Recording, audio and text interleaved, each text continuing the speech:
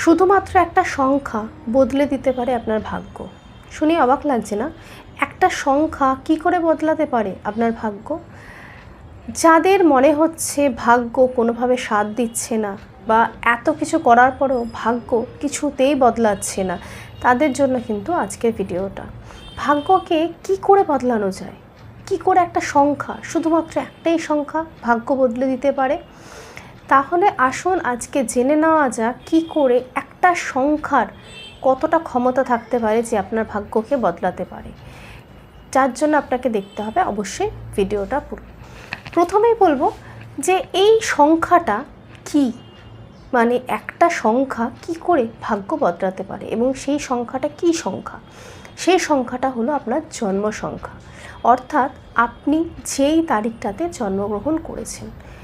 Suppose ধরুন আপনার জন্ম সংখ্যা 24, তাহলে দুটো যোগ করে কি হচ্ছে? আপনার জন্ম সংখ্যা দাঁড়াচ্ছে 6।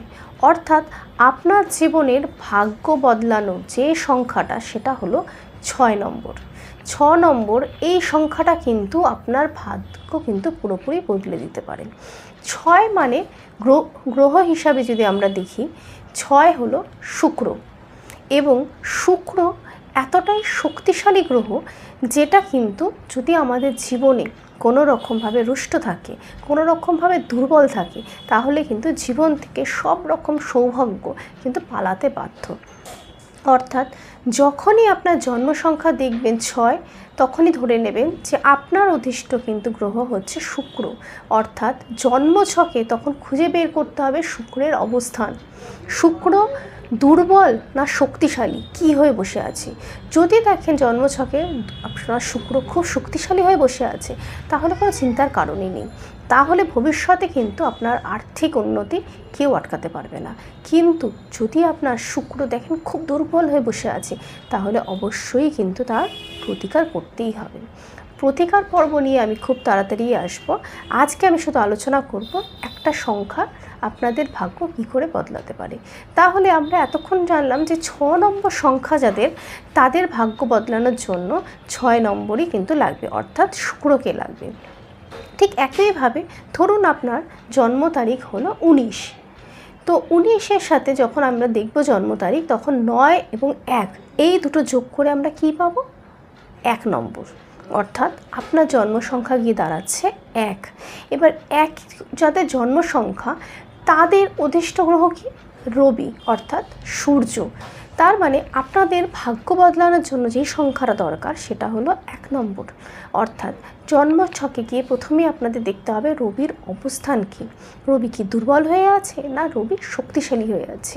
রবি যদি আপনাদের দুর্বল থাকে, তাহলে কিন্তু অবশ্যই রবিকে প্রতিকার করতে হবে, এবং যদি রবি খুব শক্তিশালী থাকে, তাহলে প্রতিকারের কোনো দরকার নেই। ভবিষ্যতে আপনার আর্থিক উন্নতি হবেই হবে।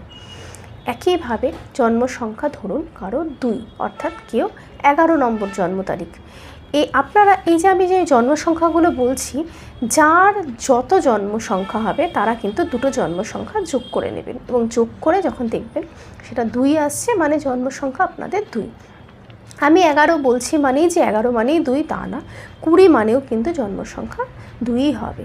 ঠিক আছে? তাহলে তো আলোচনা করা যাচ্ছে যেটা নিয়ে, সেটা হলো 2 নম্বর যাদের জন্ম সংখ্যা, তাদের অধিষ্ঠ গ্রহ হচ্ছে চন্দ্র। তাহলে চন্দ্র থেকে আমরা কি পাবো? চন্দ্রকে আমরা প্রথমেই দেখব আমাদের জন্মছকে চন্দ্র কিভাবে বসে আছে। চন্দ্র কি দুর্বল হয়ে আছে? যদি চন্দ্রকে দেখে চন্দ্র অত্যন্ত দুর্বল, তাহলে কিন্তু প্রথমেই আমাদের চন্দ্রের প্রতিকার করতে হবে। শুধুমাত্র চন্দ্রের প্রতিকারই কিন্তু আমাদের ভবিষ্যতের আর্থিক উন্নতি করে দেওয়ার জন্য যথেষ্ট, এবং চন্দ্র যদি শক্তিশালী থাকে, তাহলে কোনো প্রতিকারে চন্দ্রের দরকার পড়বে না। যদি আপনার জন্ম সংখ্যা 3 হয়, অর্থাৎ আপনি যদি 12 তারিখে বা 3 তারিখে জন্মে থাকেন, কিংবা 21 তারিখে জন্মে থাকেন বা 30 তারিখে জন্মে থাকেন, এরকমভাবে আমি যেরকমভাবে বললাম, প্রত্যেক মাসের যেই তারিখগুলোতে আপনারা জন্মাচ্ছেন ওই দুটোকে যোগ করে জন্ম সংখ্যা বের করে নেবেন। এবার যেটা আমি আলোচনা করছিলাম 3, তো 3 যাদের জন্ম সংখ্যা, তাদের অধিষ্ঠ গ্রহ হচ্ছে বৃহস্পতি। জন্মছকে প্রথমেই দেখবেন বৃহস্পতির আপনার অবস্থান কি, দুর্বল না শক্তিশালী। যদি শক্তিশালী হয়ে থাকে, তাহলে অবশ্যই বৃহস্পতির প্রতিকারের কোনো দরকার নেই। ভবিষ্যতে আর্থিক উন্নতি আপনার হতে বাধ্য। কিন্তু যদি দুর্বল থাকে তাহলে কিন্তু অবশ্যই আপনাকে বৃহস্পতির প্রতিকার করাতে হবে। বৃহস্পতি যখনই উন্নত হবে তখনই আপনার আর্থিক উন্নতি বাড়তে থাকবে। এবার আমি চলে যাব যাদের ধরুন জন্ম সংখ্যা 5, অর্থাৎ যেটা আমি এতক্ষণ ধরে বলে আসছিলাম, যেই জন্ম তারিখে আপনারা জন্মাবেন সেই দুটোকে যোগ করে যদি আপনার 5 আসে তাহলে অবশ্যই আপনার জন্ম সংখ্যা 5। এবং 5-এর অধিষ্ঠ গ্রহ হচ্ছে বুধ, অর্থাৎ বুধ হলো বালক গ্রহ, ছোট গ্রহ। কিন্তু বুধ যদি আপনার জন্মছকে দুর্বল থাকে তাহলে কিন্তু আর্থিক উন্নতি ভবিষ্যতে কিন্তু কোনো রকমভাবে সম্ভব না। অর্থাৎ বুধের কিন্তু তখন প্রতিকার করে তাকে কিন্তু শক্তিশালী করতে হবে। এবং যদি জন্মছকে গিয়ে দেখেন বুধ অনেক বেশি শক্তিশালী হয়ে আছে তাহলে আপনার বুধের প্রতিকারের কোনো প্রয়োজন পড়বে না। জন্ম সংখ্যা যার 7, তার অধিষ্ঠ গ্রহ হচ্ছে কেতু। তাহলে কেতুকে আগে আমরা দেখব জন্মছকে কেতু কিভাবে বসে আছে, কার ঘরে বসে আছে।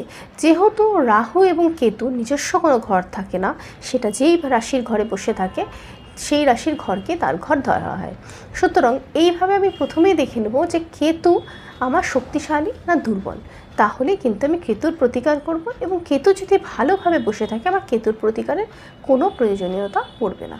এবার আলোচনা করব যাদের জন্ম সংখ্যা 4, অর্থাৎ যারা মাসের 4 তারিখ, 13 তারিখ, 22 তারিখ, 31 তারিখে জন্মেছেন।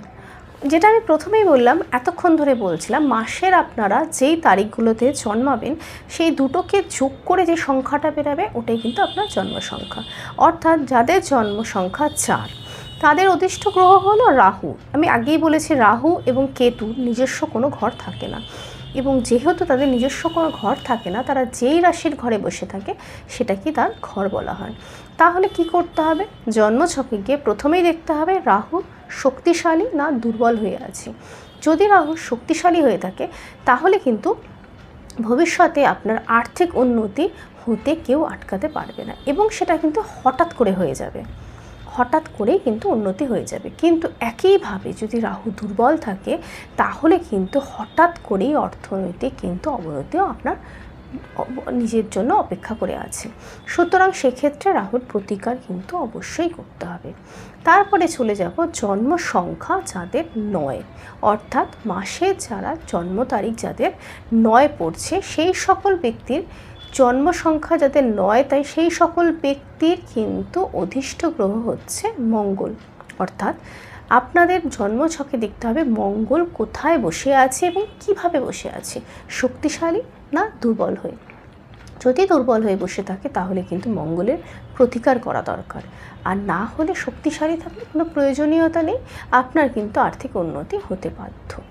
এবার যাদের জন্ম সংখ্যা 8, যারা মাসের জন্মেছে 8 তারিখ, 17 তারিখ, 26 তারিখ, তাদের কথা আমি বলছি। অর্থাৎ 8 মানে আপনাদের অধিষ্ঠ গ্রহ হচ্ছে শনি, এবং বিশেষ করে যাদের 7.5 চলছে। শনি আপনাদের দুর্বল না শক্তিশালী, প্রথমে জন্মছকে গিয়ে ওটা আগে দেখবেন। যদি দেখেন আপনাদের শনি খুবই শক্তিশালী হয়ে আছে কিন্তু এই সময়টা আপনার খুব খারাপ যাচ্ছে, তাহলেও কিন্তু এটাই বুঝতে হবে যে ভবিষ্যতে কিন্তু আর্থিক উন্নতি আপনার হবে। কিন্তু শনি যদি খুব দুর্বল হয়ে থাকে, খুবই অশুভ হয়ে থাকে, তাহলে কিন্তু তার প্রতিকার অবশ্যই করতে হবে। তাহলে এতক্ষণ আমরা কি আলোচনা করলাম আর কি বুঝতে পারলাম আলোচনা থেকে, যে শুধুমাত্র একটা সংখ্যা অর্থাৎ আমাদের জন্ম সংখ্যাই কিন্তু আমাদের ভাগ্য বদলাতে পারে, তার উপরেই কিন্তু আমাদের ভাগ্য নির্ভর করে আছে। আমাদের জন্ম সংখ্যা যেই সংখ্যাটা বেরোবে তার অধিষ্ঠ গ্রহ যেটা, আমরা তাকে দেখব সবার আগে জন্মছকে। সে যদি দুর্বল থাকে মানে আমাদের অর্থনৈতিক উন্নতি কোনোভাবেই সম্ভব না যতক্ষণ না তার প্রতিকার করব। যদি জন্ম সংখ্যা অনুযায়ী অধিষ্ঠ গ্রহ খুব শক্তিশালী থাকে তাহলে কিন্তু আর্থিক উন্নতি হতে বাধ্য। এবার অনেকের হয়তো মনে এই প্রশ্নটা আসতে পারে যে আমার জন্মছকে আমার যে জন্ম সংখ্যার অধিষ্ঠ গ্রহ সে খুব শক্তিশালী হয়ে বসে আছে, তবুও আমার এখন আর্থিক উন্নতি হচ্ছে না কেন, এখনও আমি কেন এতটা দারিদ্রতার মধ্যে পড়ে আছি, কিছুতেই আমার ভাগ্য বদলাচ্ছে না কেন?